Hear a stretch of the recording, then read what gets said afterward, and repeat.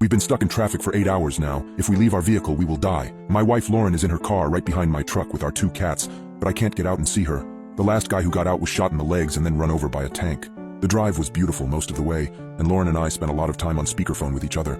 My only complaint was that there was a really bad thunderstorm that lasted for hours, but I thought it would go away and that everything would be fine. Beside our destination, I took a look at the navigation app on my phone, but it didn't show any red areas of heavy delay. It also had some trouble showing my exact location, so I just lit a cigarette and figured it would just be a few minutes.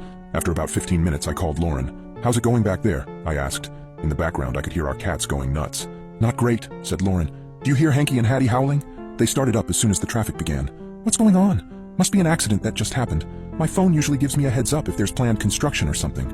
I heard one of the cats hiss while the other one yelled. "I'm so tired," said Lauren. "I know, me too. Let's stop and get something to eat once we're through." "All right, love you," I responded. "Sorry about the cats, love you," said Lauren. I hung up and tried to get something on the radio. Upon turning it on, I heard some kind of distorted robotic voice reading off a list of numbers and random words strung together across the whole radio band. I couldn't take it, so I shut it off. I picked my phone back up and went to check Twitter. All I got was the one Google dinosaur game that came up whenever there was no internet. Strange, since I'd had signal throughout the rest of the trip. I thought it was just the weather, but the reality was so much more horrifying. Finally, Twitter loaded.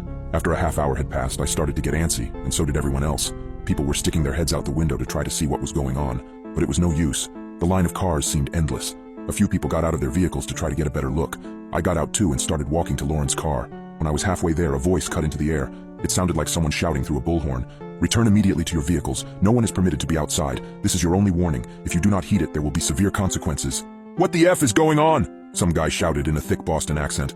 He was standing a few car lengths in front of me. An instant later, he was down on the ground, not moving. I didn't see what happened exactly, but that was enough to make me hustle back to my truck. I tried calling Lauren again.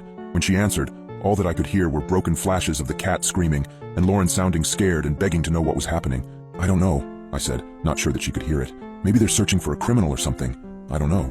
Then we were disconnected.